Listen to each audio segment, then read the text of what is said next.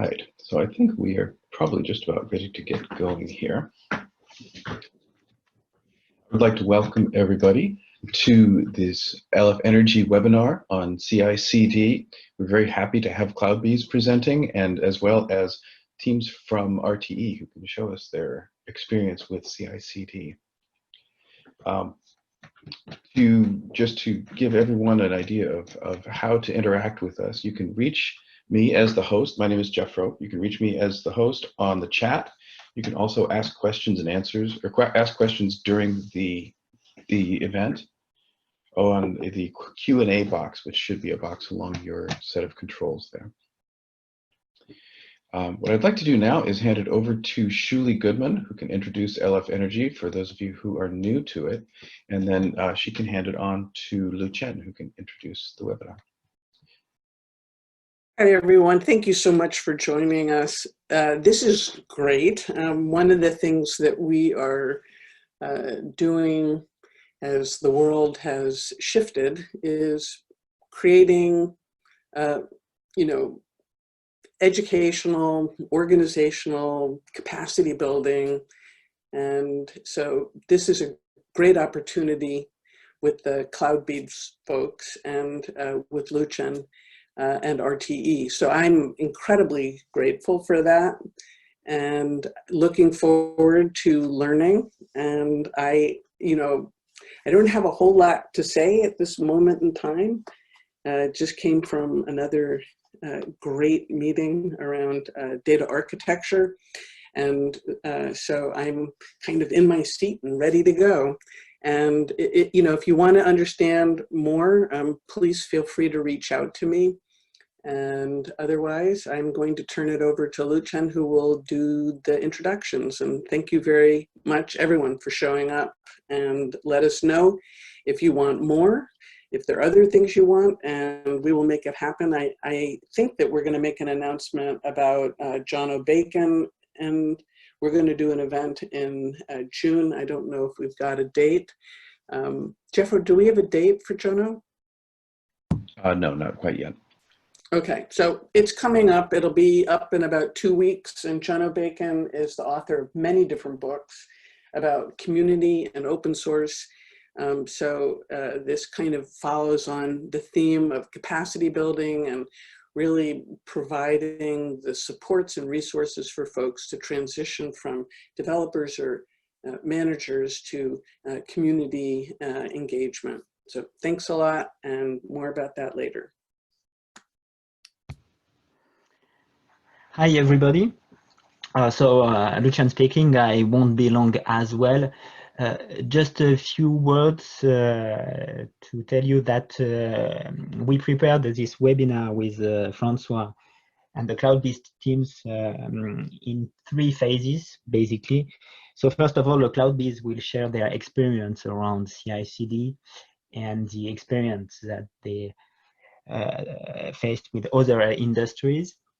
Then in second place, we will give a short overview of what is in place in terms of CI at 2 of the LF Energy projects, so the PowSyBl project and OperatorFabric. And these examples should trigger a discussion at the end. My expectations for today would be that we start with this webinar discussing the good practices that we should share among the LF Energy projects, having in mind that these are open source collaborations. So how should CI/CD be implemented in open source collaborations? I guess that the discussions and what we will learn today will also trigger some thoughts about what each of us should also set up internally. So basically that's it.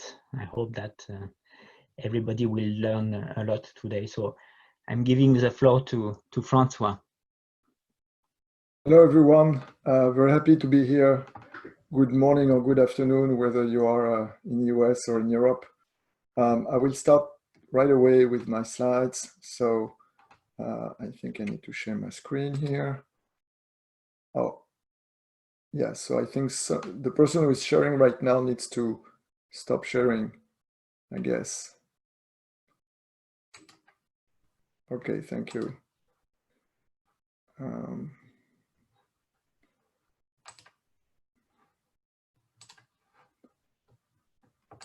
So please let me know when you see the screen. Yeah, okay, good. It's up. Very good. So first of all, well, the panel, you've heard already some of the people on this panel who say a few words. I won't go through a detailed presentation, but at some point you will hear from these different people either through the slides or during the open discussion. So before we move and start really to dive into the topic of CI/CD itself, we wanted to introduce CloudBees quickly.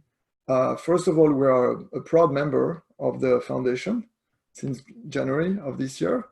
We have also an open source background, you know, being major contributors to two projects, two open source projects that are very important in the CI/CD space, Jenkins and Jenkins X.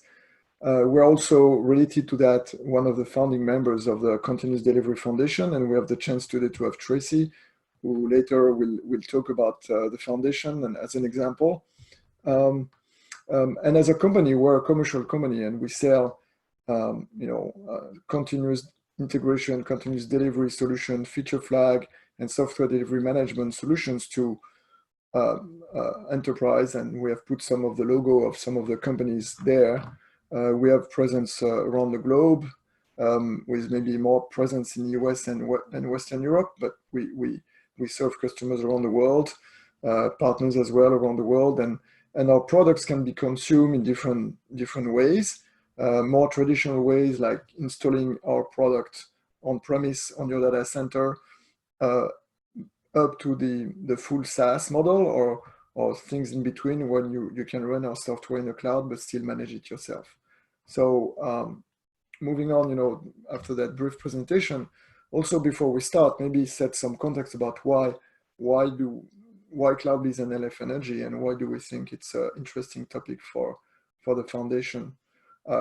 We think that the foundation, from what we understand, has the same challenges and requirements like any organization, whether it's commercial, non-for-profit, any kind of organization needs to be better at software, and better mean faster and better quality together. And so that's a challenge that LF Energy shares with any other organization for whom software is important. And at the same time, LF Energy has specific challenges. Of course, the energy transition is not something that can wait. Absolutely not. As you know very well, you have to deal with complex systems. You have to deal with risk, with resilience, with reliability in general, with security, regulation. So all of that is very important. Having said that, it's on one hand specific to LF Energy and the industry behind LF Energy, but it's also shared by other industries. You can talk about transportation. You can talk about finance. They have also very strong risk challenges, very strong regulation, international, complex. So it's just things that are actually shared by a lot of organizations. And we think that CloudBees solution and best practices can help in some ways. So today is not about, of course, a commercial pitch of CloudBees and how great we are. Of course, we are great, but the goal is really to share experience and ideas that can be applied, to any type of organization, starting with LF Energy and the members of LF Energy. So with that in mind, the agenda is there, but Lucien already mentioned it. We're going to cover CI/CD, and then LF Energy will present two projects, and then we'll have an open discussion. So let's start right away with CI/CD. Why does it matter? So before we answer that question of why does it matter, we have one single slide here to just position three things that are very often, used in an interchangeable way, and sometimes in a confusing way. So this slide is just to clarify a bit. what is Agile, what is CI/CD, what is DevOps, and then we'll go into CI/CD. So Agile is more focusing on processes, and DevOps on the other side is more focusing about the culture, the roles, what you need to have as a mindset to be efficient and to operate well, and do CI/CD in the right way.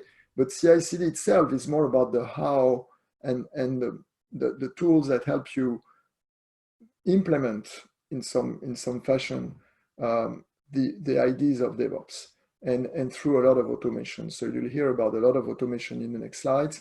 But this slide at least is a good context setting slide to understand why CI/CD and how it positions next to Agile and DevOps. Now going into CI/CD itself, as we just said, it's really about the best practices and a tool to automate the process.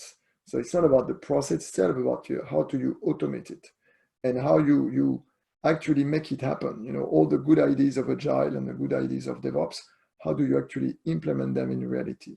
It's like going into the factory and practicing on a daily basis the principle of DevOps and the principle of Agile. From an automation standpoint as well, what is important to understand is that CI/CD doesn't cover the full process, the full end-to-end process. Because before you go into, let's say, a process where you're going to build your software and release your software, you have ideas, you have some kind of upstream discussion and steps that are before. So here on the left of the slide, and then also you have things that happen on the right, which is once you have put new software or new ideas of a software in the hands of the end user, you have to observe, you have to see the reaction. And so you have also steps that are happening after the traditional CI/CD scope. So as you can see, CI/CD is very much focusing on the heart of the process, not the full end-to-end. So back to the question of why does it matter? Well, this table, of course, is talking about companies that you might think of, oh, it's not me, it's not the energy industry, it's those big, very competitive e-commerce companies like Amazon or Google, Netflix. And so you might think, well, maybe they need to have this kind of performance, but it's not really related to me. Well, actually, maybe you don't need to release your software in some specific energy, part of the energy industry. Maybe you don't need to release 23,000 times a day. But still, you have to get much better in what you do, even if it's not for traditional competition. To some extent, I would say that maybe the biggest competitor you are fighting today is the climate, or the fact that it's changing fast. So you have also this imperative of adapting your software and getting even always better, always more good ideas into software so that it's become a reality. And so you still have yourself to become better performers in that space. So that's why it's matter for everybody, including LF Energy members.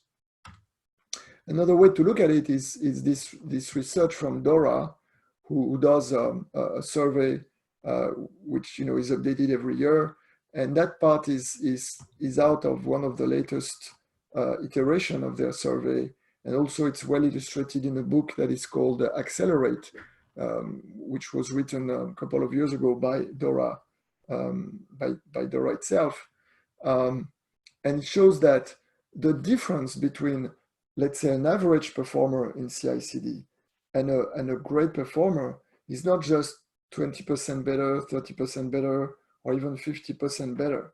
It's orders of magnitude better. You can see, some of these examples here.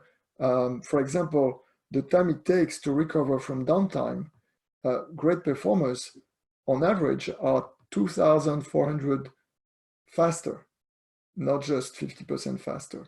So it shows that when you really get to this level of excellence, you get amazing results.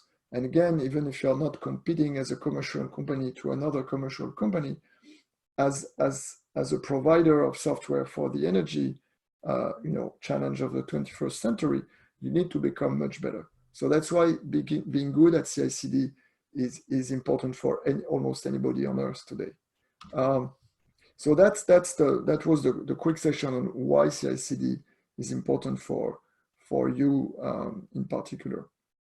Now, talking about what it is exactly, what are we talking about? What is CI? What is CI? What is CD? What is release management? Out of those 5 type of activities related to software delivery, we're going to focus on those 3 on the left that are in blue right now, because they are really the pillars and the main thing that we need to talk about today and focus on in the next few slides. So first, a very high level analogy, which, like any analogy, has its own limits, and we'll talk about it on the next slide. But it's a way to understand CI/CD, which is a software activity, but that is also very similar to something that happened in the physical goods, and that has happened, for now years and actually centuries if we talk about manufacturing and supply chain as well. So if you try to do an analogy, you would say that CI is more about building the software, creating something from ideas, from source code that at some point becomes a binary artifact, which can be in the form of a container in the modern times, or just a package, whatever format of that binary. But that's the output of a CI process. At some point, you get something which is an artifact.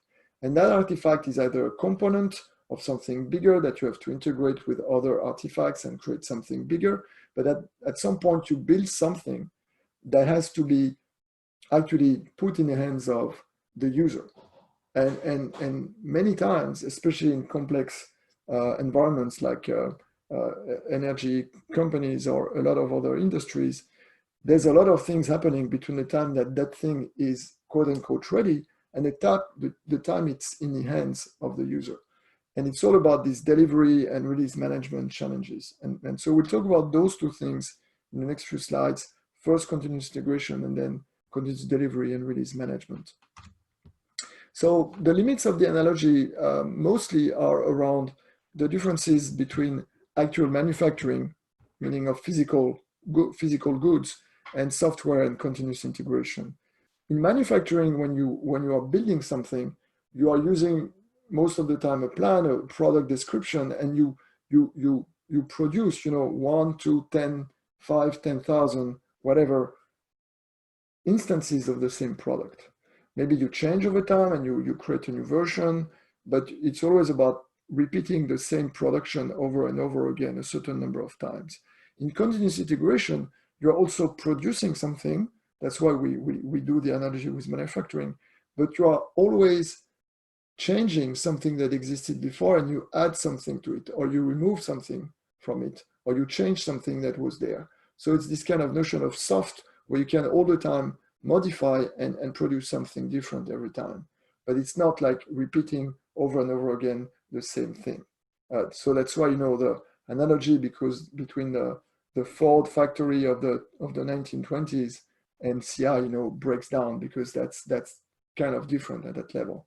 However, on the right side of the process, the downstream part, where you have actually something to put in the hands of the end user, you have a lot of similar challenges. First of all, obviously the customer experience.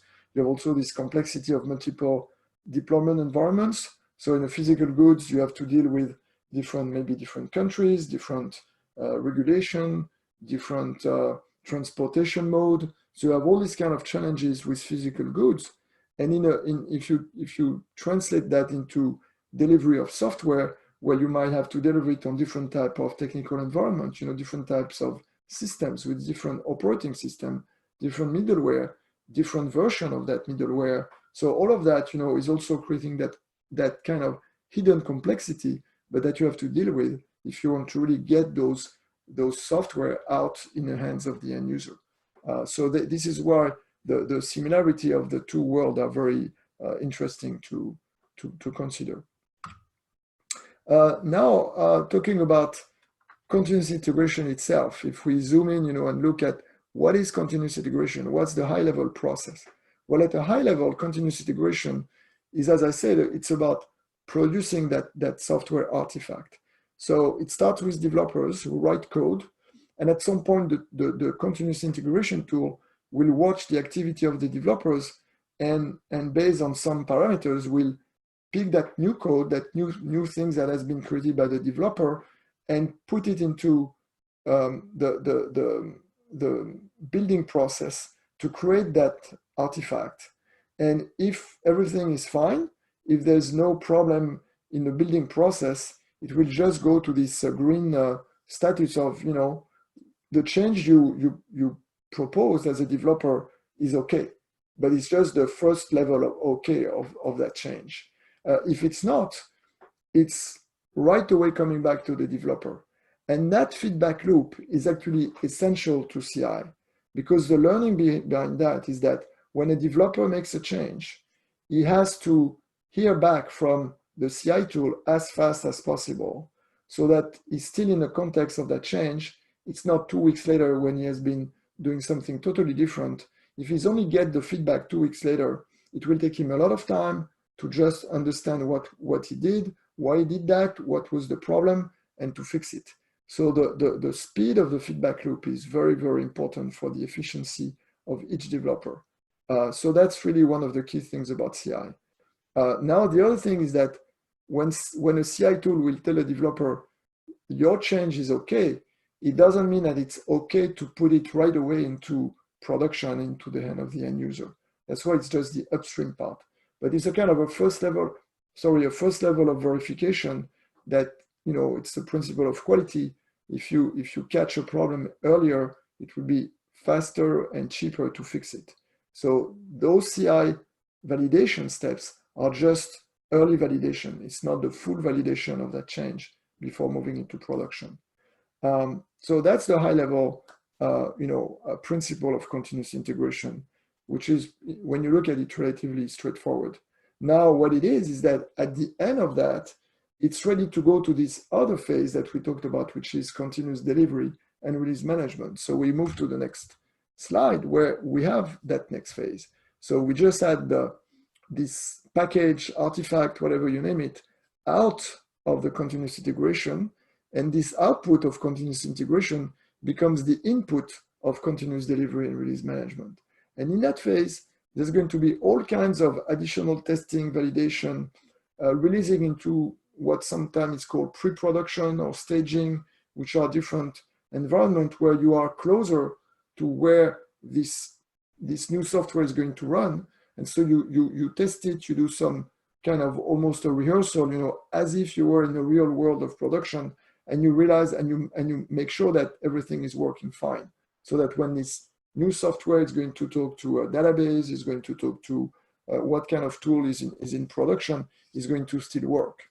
So all these validation phases are part of continuous delivery. And then at some point, that software is released and pushed to the right environments where it's going to be available for end users. So that part is the what sometimes we call a downstream part of the process. One last slide on that topic to really highlight the challenge and the complexity of release is that you have to deal with a lot of, let's say, hidden complexities. I mean, those complexities are certainly not hidden for people who operate and who do that work, but it's not always very obvious to realize how complex it can be. So that slide, talk about overlapping stacks, conflicting schedules, maintenance windows. So you have a lot of constraint to deal with, a lot of complexity that, if you try to do that manually, it's nearly impossible. So some companies are still doing it with some manual scripting that they did themselves, but it's also very hard to maintain over time, and it's not very reliable. And that's why there's been a whole industry, including CloudBees, coming up with solutions to manage that complexity so that it can be automated and it can be predictable, repeatable. So just that slide is here to highlight this complexity. So now, after this quick overview of CI/CD, we wanted to present a few examples of CI/CD applied to some industries that are, can be good connections to the energy industry. So for that first one, I will hand over to myself. Actually, I'm going to present that. It's the next one. I'm going to hand over to you, Tim. So the first one is on automotive. We think that automotive has a lot of similarities to the energy industry in terms of challenges. First of all, you're also dealing with complex system. You are dealing with a mix of software and hardware. You have security challenges. Think about a car which is more and more making decisions for you in terms of driving.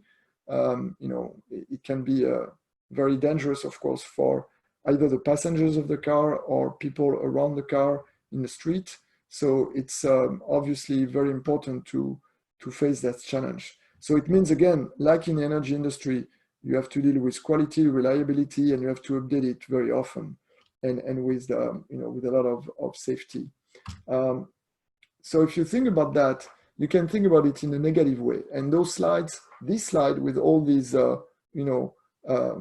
press articles, show how bad it can be for the automotive industry, where when a car makers is going to make mistakes with software, because it has very, very, of course, bad consequences in terms of image, in terms also of just impact on customers, and can be really, really very negative.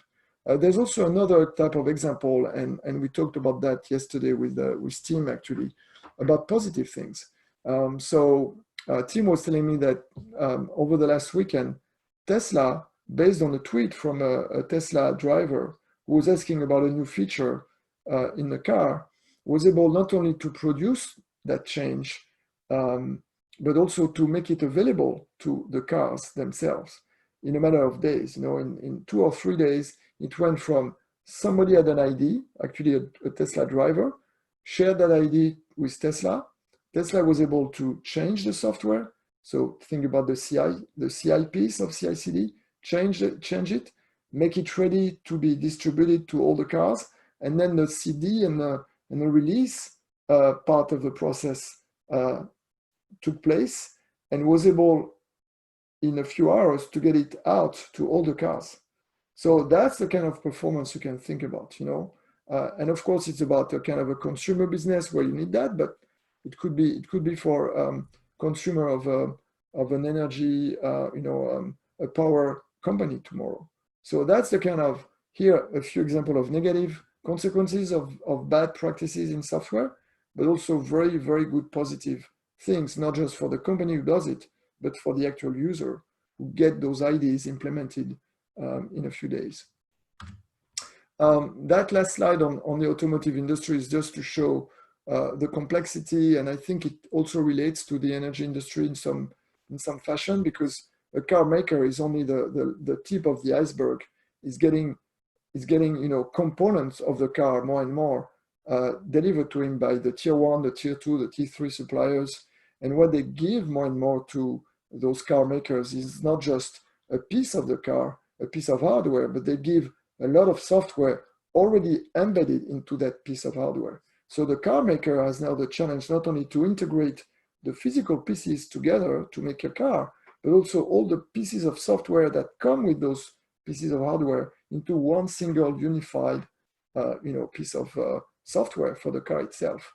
And it's a lot of challenges, a lot of tools, a very, very complex system from a software standpoint.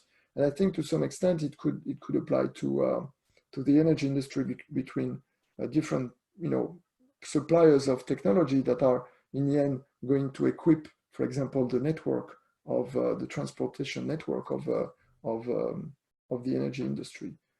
So I'll stop there, and I'll hand over. Oh no, sorry. I'm eager to hand over to Tim, but I have still to present another one. I should know the order of the slides, Tim. Sorry about that. So one quick example of actually a U.S. electricity and gas company. I cannot provide the name because we are not authorized by that customer to give the name. So it's an anonymous customer, but it's a very big electricity and gas company in the US. And they have produced actually a video with us, and you have the link of that video. So maybe later when we'll send you the slides, you'll get the link to watch that short video.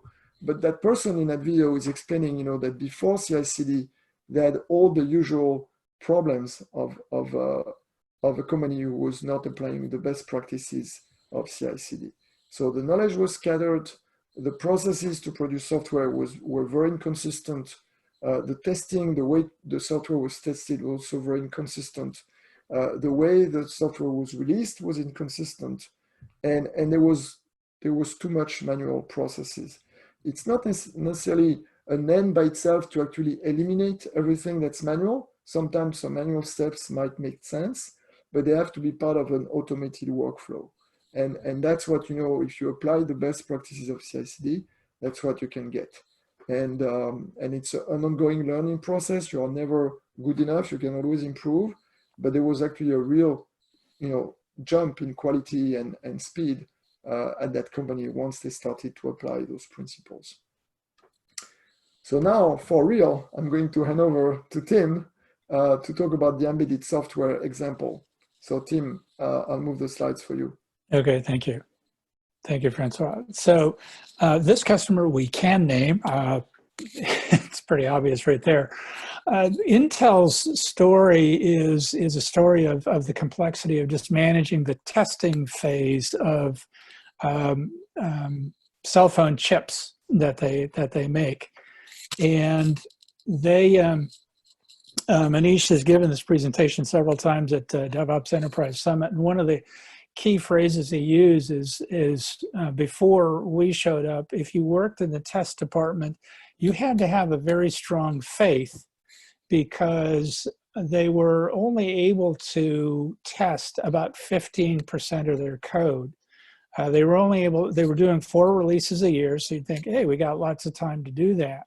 But it turns out there was days before any engineer could pick up a new release or a new version and start testing it. There's 3 million lines of code, and it's 16 platforms and some number of features, and it turns out there's 96 permutations of targets that they had to test. And they had suites of many thousands of tests, but because it was a manual process, they were only able to run several hundred tests a day. And morale was very low because his test engineers were test executors and not test designers. And so they shifted the burden of quality assurance all the way out to the right to their customers. So they would do a release and it'd get out there and they'd have problems. So they'd have to do, scramble and recall and all that story. So it was a matter of how do you orchestrate, how do you manage the complexity of all those different permutations and shorten the delivery time as well. Because, Intel's in a very competitive business, just like everybody else.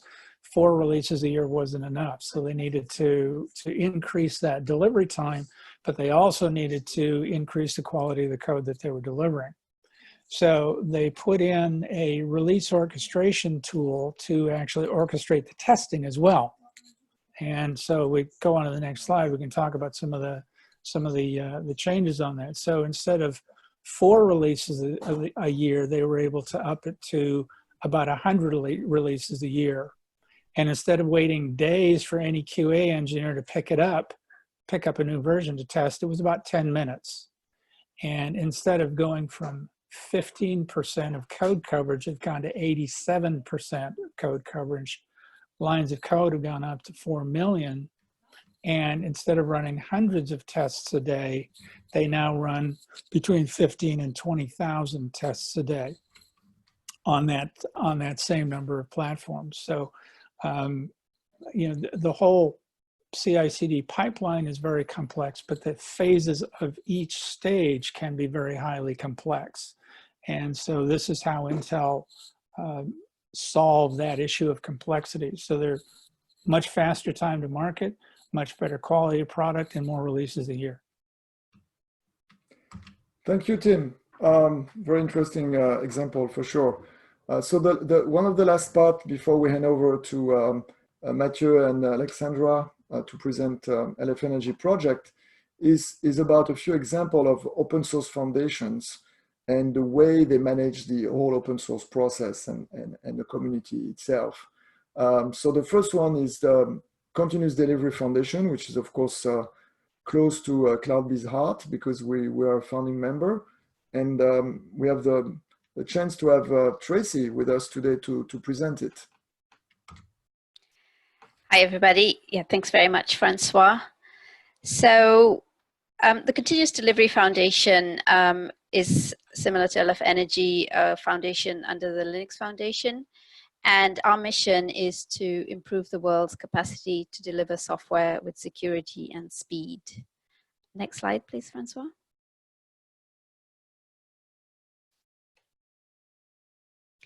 So as a bit of a background, the foundation was launched in 2019 and launched with some key open source projects, Jenkins, Spinnaker, Tecton, and Jenkins X.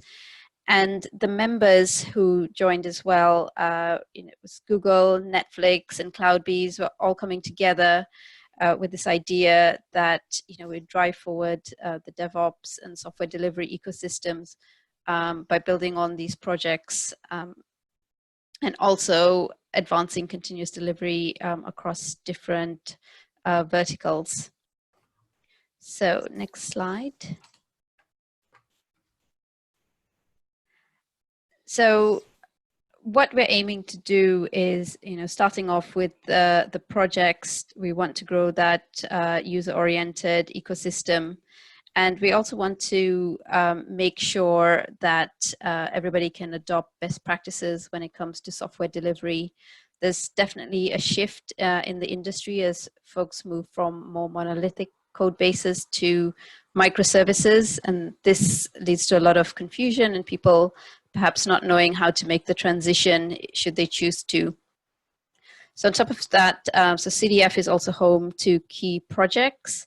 And we're also driving a lot of educational materials, things like white papers, and I'll show you the landscape in a bit. And of course, open source governance with all the good qualities of fairness and transparency. Next slide. So some of our members, what we're really proud of is that there's a good mix of, we have software vendors like ourselves, CloudBees, and we also have a lot of end user companies. So folks like Capital One, Salesforce, and Netflix are using the technology to deliver their own end user applications. And I think that's testament to the fact that software delivery now affects every single industry. So it's great to have all these folks at the table as we put forward those best practices and those projects. Next slide. So yeah, I'd be keen to figure out ways that we can collaborate with like LF Energy. We're looking at pushing out things along best practices from all parts of the software delivery lifecycle. We have a huge community of meetup members, so sort of 30,000 members across the globe. And also with our 4 initial projects, we're accepting new projects and we're trying to facilitate cross-pollination. So it's easier for people to use different kinds of tools. It's easier for tools to interoperate. And it's easier for people to adopt it. So look, a lot of the democratization of like CI pipelines. Next slide. And just as a quick example, so we have a lot of working groups. One of the things that's emerging is like a landscape of all the different tools and also all the different parts of the software delivery. So this landscape, we just released a very early version. We call it 0.1. But the key thing there is it's got the different kinds of categories of how you might divide up CI/CD tools in the landscape. And then we're starting to populate it with all the key tools that people are using. And I think this is a nice way for folks to come in and sort of understand, compare and contrast different types of tools and understand what they're used for.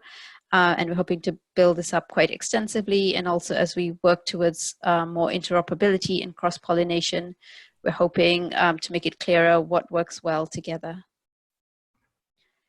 Okay, and we have a number of other working groups and things like machine learning and focus on finance and other areas, but check out the website cd.foundation for a list of all our resources, or just get in touch with me. Happy to chat about anything or connect you to the folks who are doing all the different initiatives. Okay, thanks, Francois. Back to you. Thank you, Tracy. Thank you very much. So a few words about two other foundations that we thought were interesting to mention. One is Eclipse, a very large and relatively old foundation with a lot of projects, who actually became much bigger a couple of years ago because all of the Java and J2E project moved and became hosted as well by this foundation. So of course, the name of the foundations come from the initial, IDE tool that was part of, that got the foundation started. But again, they have a lot of projects, and a lot of projects, as you can see, related to Internet of Things, automotive, geospatial, systems engineering, a lot of different categories, very rich foundation. And what was, I think, interesting to highlight here, very much like what Tracy said about the CD Foundation, is that this foundation is providing guidelines on a number of topics that are key for open source foundation, governance, IP management, and two of them, is really back to the CI/CD topic, what it is to do to manage a good development process, namely in the open source context, and also providing actually an infrastructure for developers and teams and open source projects that are part of the foundation and who don't want necessarily to manage themselves the whole infrastructure and system to run CI/CD. They would provide a shared platform that those projects can use. So that's one of the service of the foundation to the members and to the projects. And similarly, to some extent, with the FINOS Foundation, which is a much more recent foundation that was created to foster open source in the field of finance and banks, large banks. And if you go to their site, a lot of the members are actually some of the largest financial institutions that we all know, big brands, and also a few vendors like CloudBees who are providing, tools and best practices. But that foundation also has this kind of, same pattern of providing guidance on how to run a project, and also providing platform information and providing platform services where if you don't want to run your CI/CD process yourself, you can use a service from the foundation where they're going to provide for you a predefined set of tools to do CI/CD. So this is the last slide we had on that first part of the webinar. And now I would like to hand over to I think it's Mathieu to talk about OperatorFabric. In fact, I will introduce the CI for PowSyBl, and Alexandra will present CI for OperatorFabric. So I will maybe share the slides.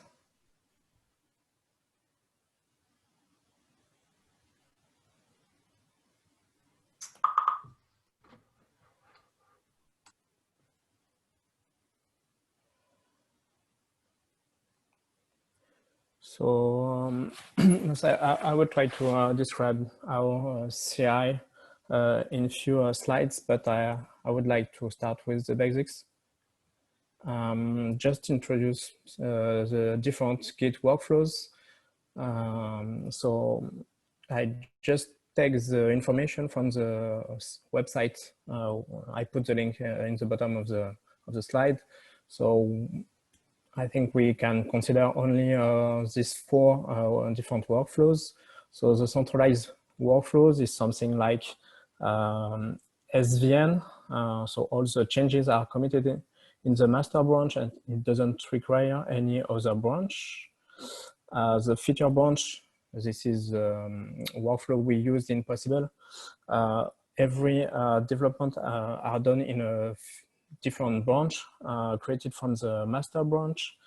And before we merge the changes in the master branch, we run the complete CI just to ensure that there is no issues.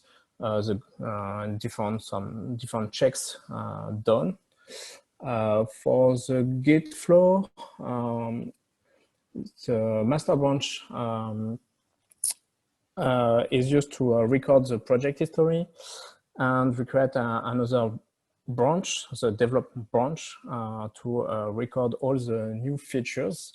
And at the end of the cycle, we merge the develop branch into the master branch.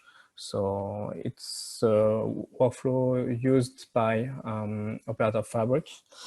And the forking workflow is used for external contributors for our project, so they cannot commit directly on our Git repository, so they have to create a fork, a complete fork of the repository and make their changes in this copy, and then create a merge request to integrate their changes into our own copy.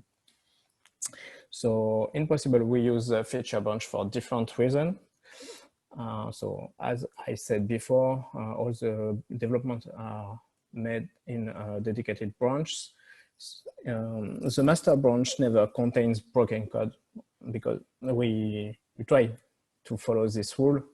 And we use different pull requests to initiate discussions to get some feedback from other developer or some help or suggestion from the other developer. So the main idea is do not merge broken codes.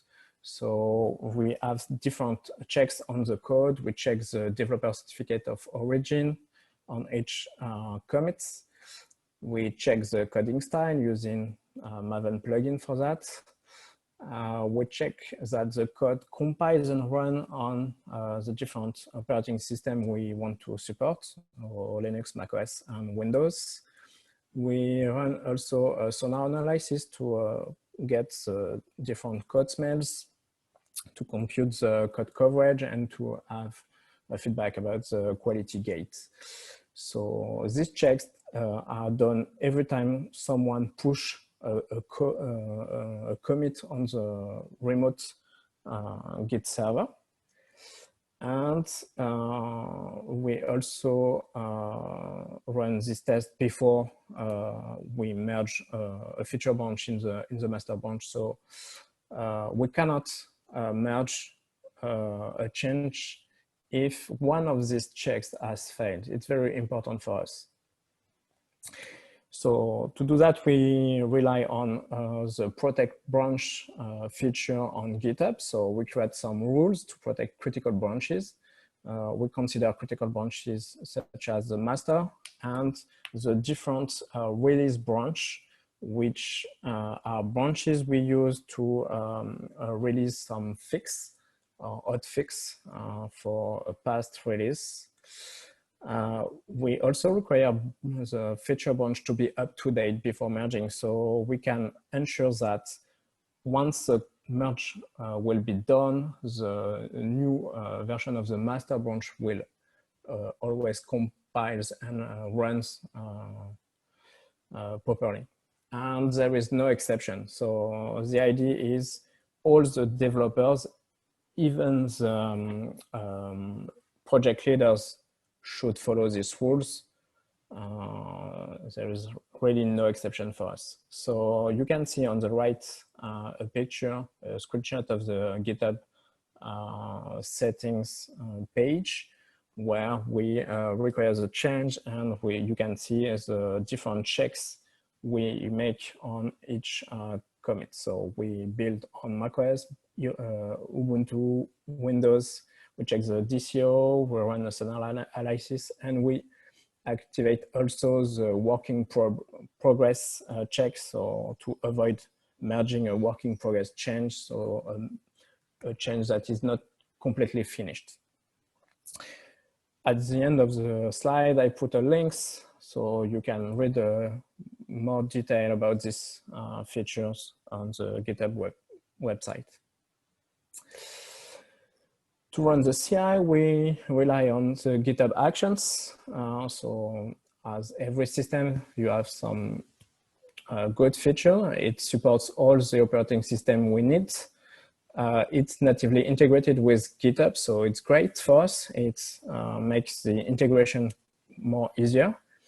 And one thing is very important, Francois said before, we need to have feedback really fastly. So the number of workers is per repository and not per organization, like in Travis and Aveyor, the CI service we used for many years, but we stopped using it because the number of contributions have increased, and we have to wait many hours to have some feedback about our changes, so it's not okay. But you have some cons with GitHub Actions. It's something quite new. I think the first version has been released 6 months ago, so it's still under development. So some features are missing. You can just create some issues on GitHub Actions repository to ask for some improvements. It's not totally ready for C++. It's okay for Java and JavaScript, TypeScript, but not for C++. We have a repository in C++, and we have to write a lot of script lines just to configure the CI for C++ project. So it's not good for that. And as for all the CI, we thought that configuration is quite hard to debug because you don't have access to the worker. So sometimes you have to just try and fail, change the configuration, and it fails. You have to change it again and until it works, because you don't know exactly what is the error. So once again, I put a link at the bottom of the slide so you can read more about the GitHub Actions feature on the GitHub website. I finished for PowSyBl, so Alexandra, you can continue. Thanks. I'm going to share my screen. Sorry.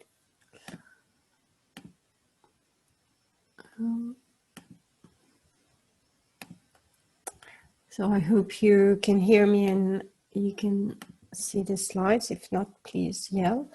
Well, it's good that Mathieu went first, I think, because well, we built a lot of our CI/CD by just following what PowSyBl did, because they were always a step ahead of us. Even though, as you will see in the slides, some of our requirements are a bit different. CI/CD is something we're really interested in OperatorFabric, because it's constantly evolving. We started with everything manual, and as the team grows and becomes more, and the community becomes more distributed, we're always walking a thin line between, you know, automating new things and keeping them manual, because we want to just keep what's really helping and not add things that would have too much overhead. So it's always difficult to decide. So the good thing is that, as Mathieu already explained, the different workflows, it's going to make my job easier. Until pretty recently, we were using the feature branch workflow that Matthew described and that PowSyBl still uses. But we decided to transition to a Gitflow workflow. We're still learning to work with the Gitflow workflow, but it's a pretty easy transition because this workflow is basically a feature branch workflow, but it's happening around a develop branch rather than the master branch. The idea is that, as Matthew said, the develop branch will only have working build. So we have the same kind of checks to make sure that any commit on the develop branch is a working build. But then you have a separate master branch that you're going to merge the develop branch into for each release.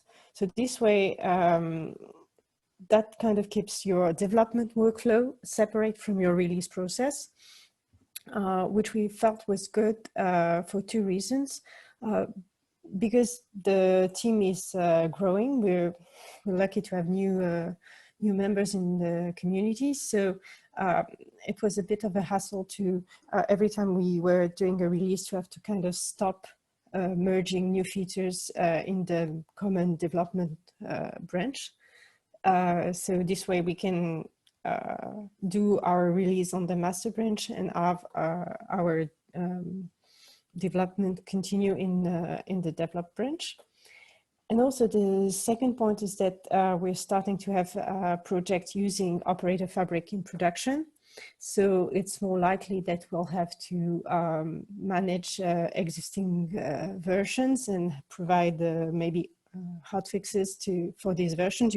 We won't be able to just say switch to the latest release, and that we hope is going to be easier to manage with the Git flow rather than the basic feature branch workflow. So it's brand new, so time will tell. But we're starting to experiment with it. So about the branch protection and checks, we have, well, our situation is a bit simpler, I think, than what PowSyBl does, because we only do Linux builds so far. We haven't had people with the necessary skills to do it on other platforms. And we just do a sonar analysis that is run on every pull request. It is something that we check when merging a pull request, but so far it's only a manual check. We haven't made it like an automatic blocking check yet. That's the way we've been doing all our changes. First we implement the check, then we start using it it helps the reviewer, but it's not blocking. We make sure that it doesn't trigger too many false positives, and then we make the check blocking. But our target is to have the same requirements as PowSyBl, more or less. About our current CI/CD pipeline, I won't be like, I can't say why we're using Travis CI particularly as a platform, because it was a choice that was made at the beginning of the project, and I wasn't part of the team yet. I suspect that it's probably just because the developers that were there at the beginning of the project had the previous experience with Travis, but I can give you what our needs for the pipeline are today. And also, so far, Travis fits these needs, so we saw no reason to switch or to spend time with on other platforms. So as I said earlier, we need to build on Linux and to be able to run sonar analysis that will be checked before we merge pull requests. We also need the pipeline to be able to generate HTML from ASCII doctor documentation files and upload them to our website. And we also need the pipeline to generate our Docker images and upload them to Docker Hub. So we do the documentation and Docker generation, both for snapshot versions that are done nightly and for release versions. And the thing is that for the CD part, we don't really have any production deployment at the end of the pipeline because OperatorFabric is not an end product, but a platform. But we might have in the future, maybe demonstration deployments. And we also want to experiment with different types of deployment solution like Kubernetes or just plain Docker. So maybe that's something we will look into in the future. I think that's all for me.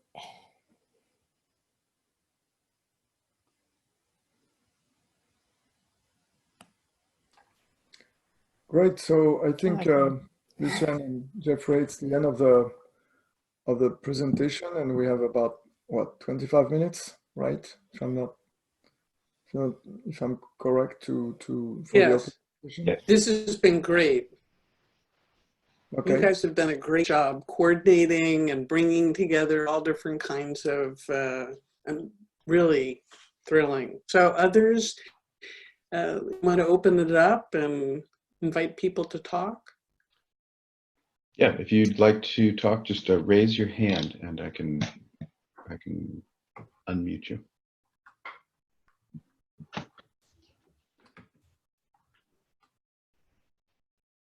You can also pop questions into the Q&A box if you like. You know, I have some questions, which has to do with, you know, folks who are on the call, you know, how you're using CI/CD,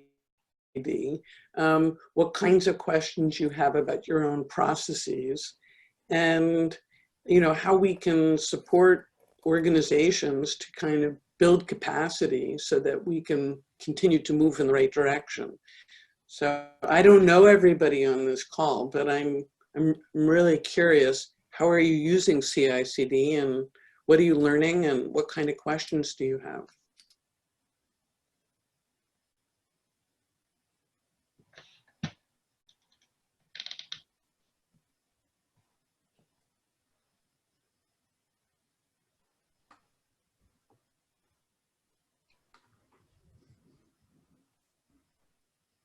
This seems to be a very shy group.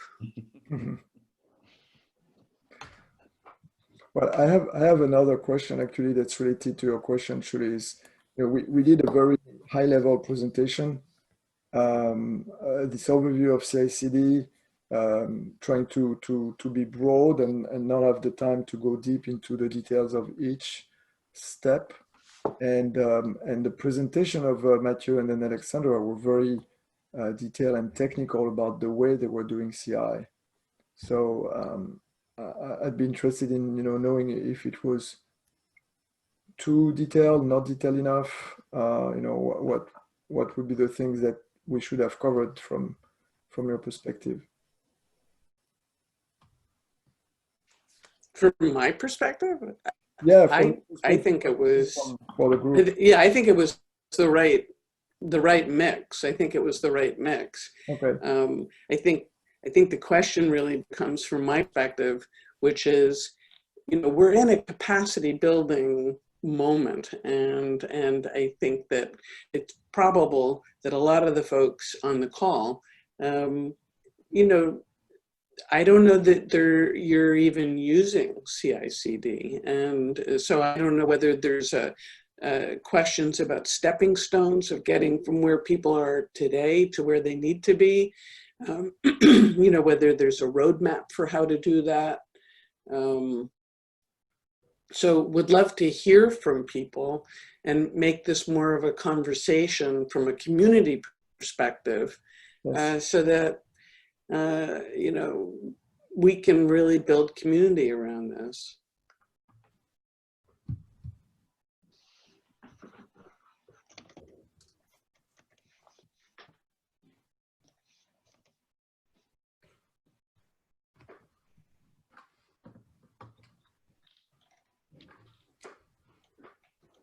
Yeah, you're right, Julie. It looks like a shy group. Lucian speaking. So we had, to today we had a few examples from other industries and foundation. We had examples from 2 LFE projects. So I think it's just the start of the discussion, and I hope that we will have opportunities within the LFE community, and especially at the technical advisory committee, to continue this discussion, to see what are the good practices, what is the experience also from the other projects, and because I think that there is a lot of value in helping new projects to go faster and not do the same tries and fails than the others. So for me, it's from my point of view, it's the start of the discussion, and there will be a lot of value in having some kind of guidelines that will help the upcoming projects, such as the Compass project on automation system configuration, to already implement some kind of state-of-the-art practice around, at least around CI. I think regarding CD, we have maybe more questions, because as Alexandra said, and I guess it's the same for Matthew, the open source collaborations do not deliver end product. So this is something that will need to be thought. What is CD when the end product is delivered by a third party that reuses the components from the open source collaboration? I think there is food for thought here as well. Okay. Actually, I saw a couple of questions in both in the chat and in the Q&A. So Sander, you asked a question about how you can test complex systems like cars. I can just provide some first answer here, and maybe a team or somebody else wants to add something. One thing I've seen in the past, we were dealing with one of the largest German car manufacturer, and all of the software R&D of that car manufacturer was managed by somebody who was actually coming from the phone industry. And he thought that because he had to embed software and test software for phones, he knew everything about software complexity. And when he joined that car company, he realized how complex it is to test software for cars. I think that, the short answer is that there is an ongoing challenge for car manufacturers to test all the software coming from other providers, from the tier 1, tier 2 suppliers. And right now in a car, you have approximately 40 subsystems, each of them managed by a kind of a CPU who is going to manage a subsystem of the car. So the testing, complexity becomes bigger by the day, and there is no other way to do that, of course, than through automation.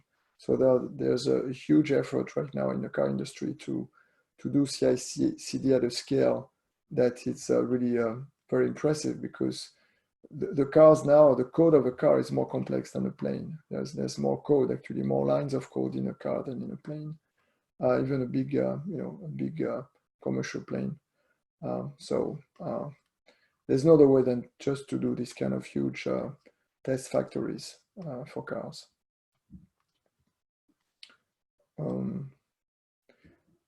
Jeffro, can you, sorry. Can Sander talk? Can you open the mic up? Okay. I have allowed to talk. Let me hit unmute here. Oh, Sander, it looks like you're going to have to unmute yourself.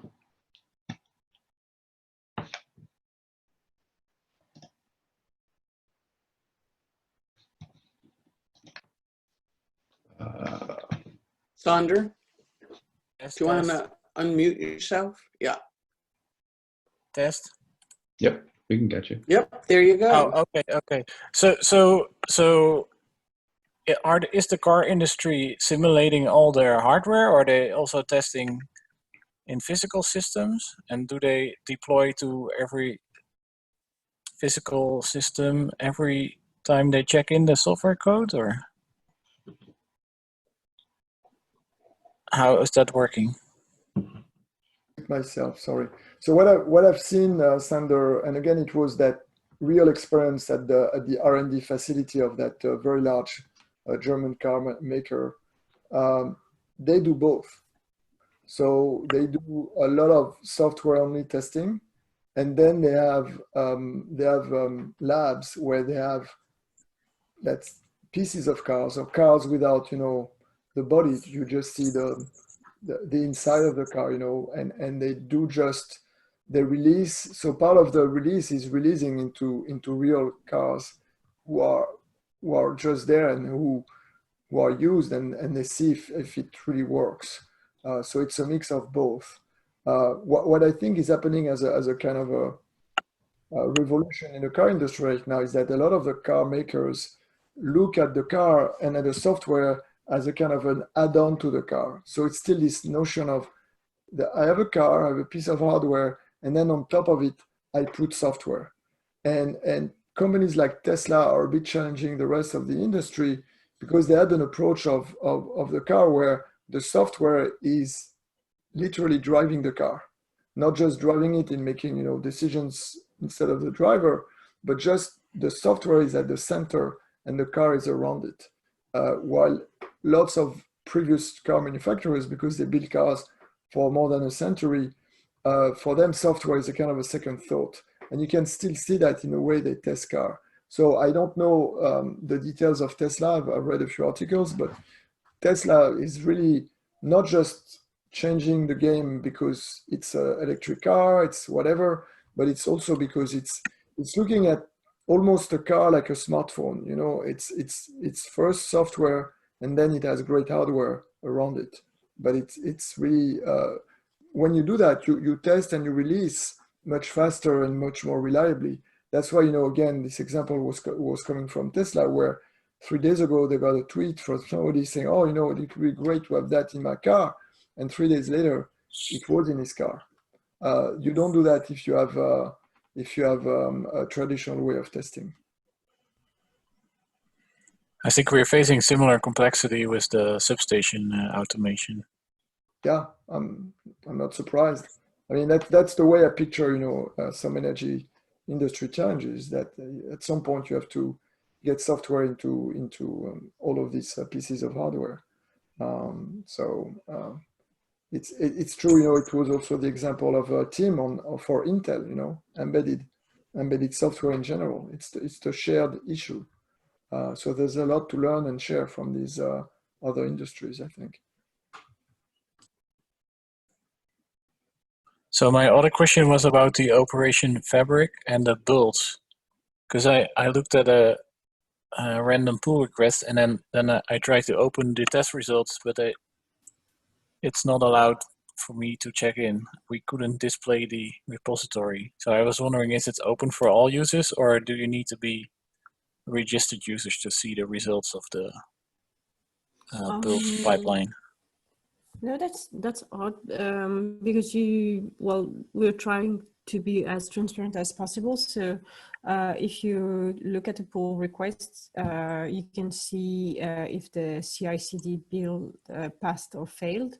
And when you click the link, the little whatever green check mark or red cross, it should take you to Travis CI, and it's open.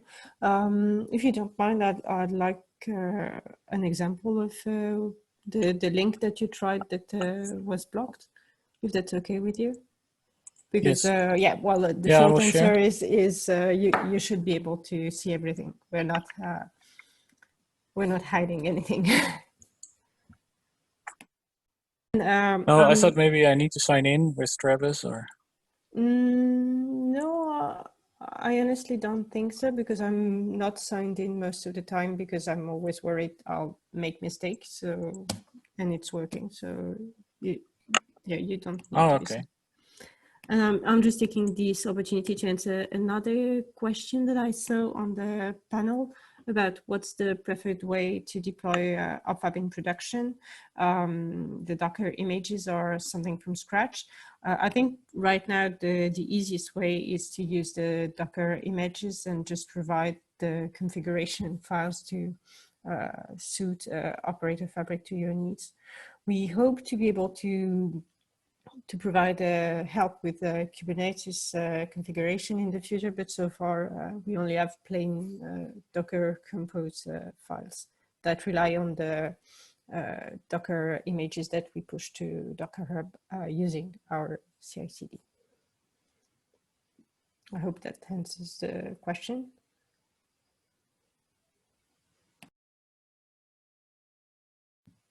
If I can jump in here, there's two other questions that,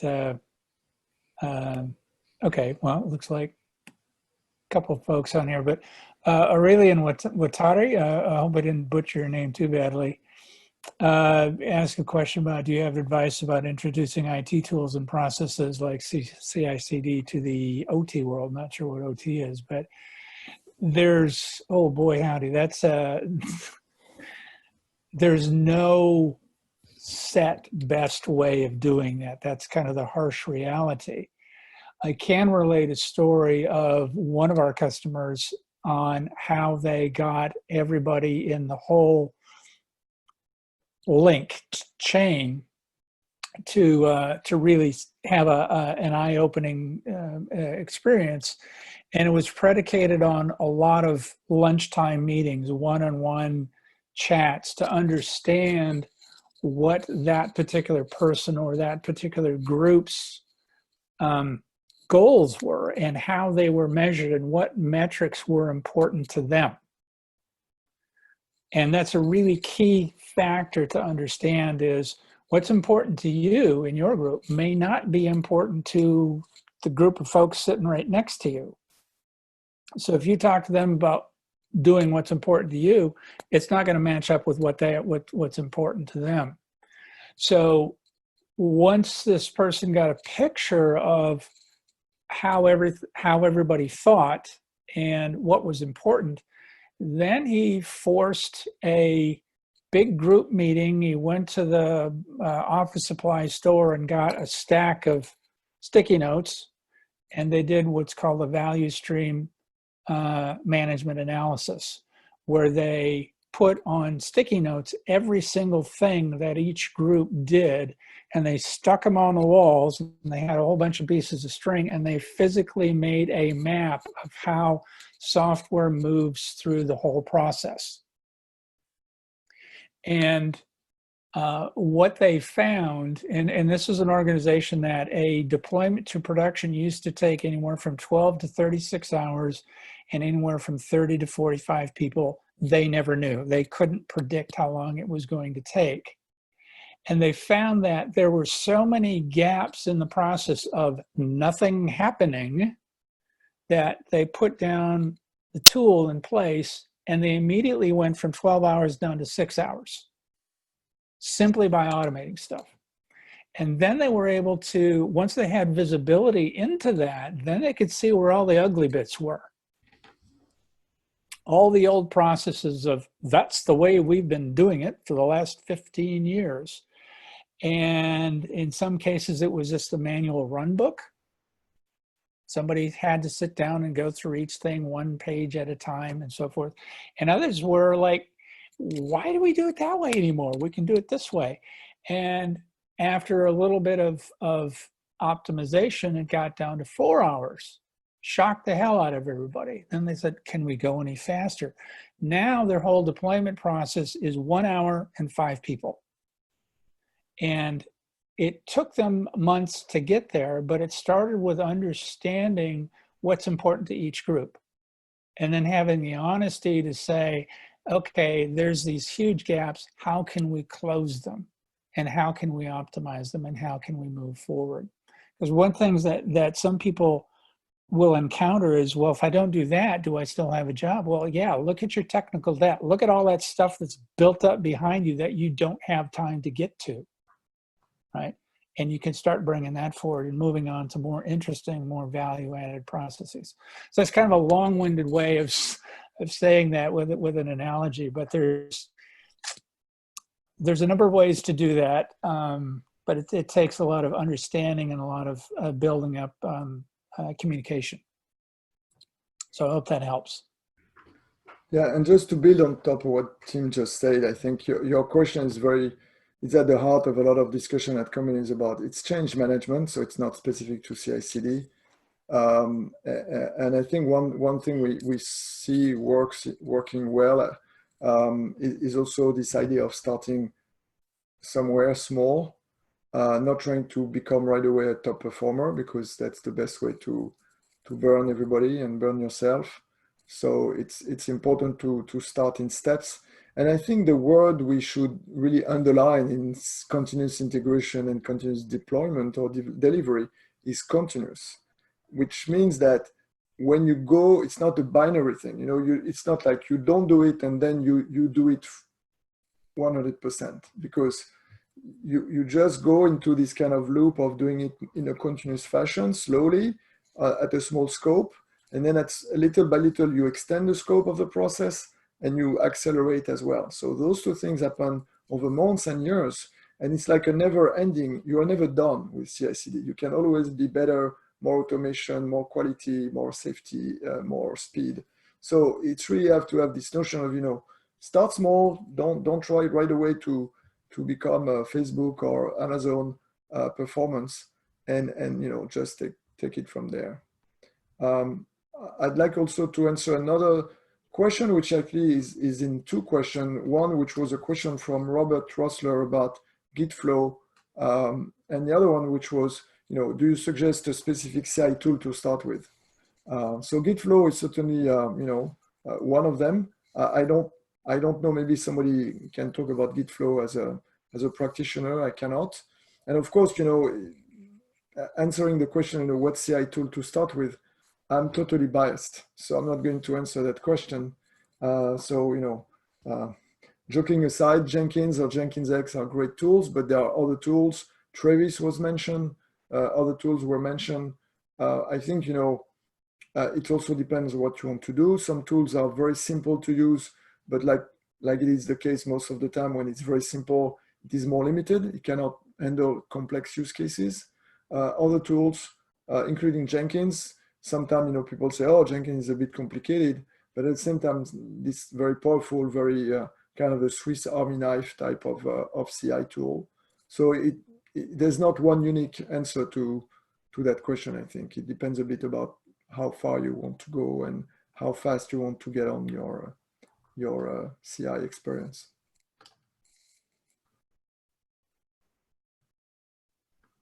And I agree with what you just said. I think there's no better way to do it than to just try things and do it step by step. Because when we, for example, in the last big changes that we made to the pipeline, when transitioning, to Git flow, there were things that looked really good on paper and looked very professional, and we wanted to do it. And then when we started doing it, it was a major hassle more than a really helpful check. So we just left it out. So I think there's no substitute for that.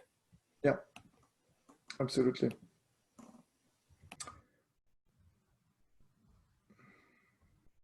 So we have 2 minutes left, I think, in the official timing of the webinar. Shuli, you want to say some closing remarks? Well, let's see. Thank you all for hanging out. You know, I'm so happy that you're part of LG. I'll turn my camera on. We are happy too. I think that we have an incredibly heavy lift, energy chapter, and that it's going to take a lot of, and so I appreciate what you've brought to the table. You know, I think that what I would like to see is kind of an evolution and an iteration of best practices. We've been building a lot of best practice documentation. We're process of setting Confluence Wiki. And I think it would be great if there's a working group or a special group for, you know, folks who are seeking to build increased capacity to, you know, really looking at how to apply this. And so I think that if there was a next step, that would be the one I would want to see. You know, and I recognize that you have your nation and there's, you know, there's a lot of other places. But, you know, maybe that's something to consider, even if it's just a set of links that we, you know, create a place where folks can go and learn more how to apply CI/CD and modern to and energy transition. Yeah, so, something also we talked that's about. That's what I'd like to see. Yeah, yeah. I mean, that's something we can certainly work with you and Lucien and Jeffrey and provide something there. Another idea, and I know we don't have time to talk about it now, but maybe something to think about for the group is, you know, we would be happy at some point to organize either a virtual or maybe later if COVID allows us to do a in-person workshop. So something that would be, you know, I don't know, a day of work where we do a real example. You know, so that it's a great way to learn, you know, but just doing it and practicing together. We have, of course, great specialists who can train people and can take people from initial CI steps down to the whole process. So that's something we'd be open to do in the near future, if it makes sense for the group. You know, it's something that should be relatively easy for us to do because we do it all the time. At conferences, we do it with customers, we do it with a lot of people. So we could quickly probably adapt that and work with you on a real life example, which would be a learning experience at the same time. That would be great.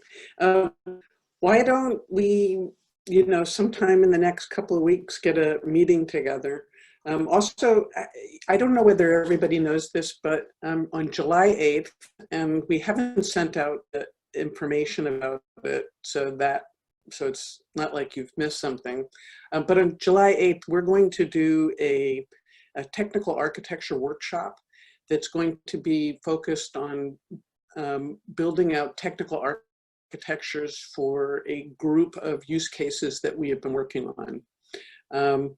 In the architecture exercises. So kind of keep your eyes awake and open for that. And that might be an area where, you know, you could do a breakout room.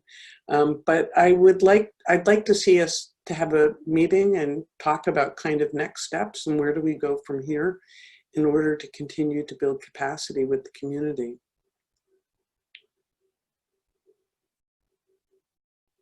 So thank you all. Have a really lovely evening, have a very good afternoon, have a good morning, and stay safe and healthy, and let's keep going. We have a world to change and a future to create. Thank you, Shuli. And I lost you all before with my video, so I'm keeping it off, but bye-bye and take care. Thank you. Thank you very much. Thank you, Francois, and everybody from RTE.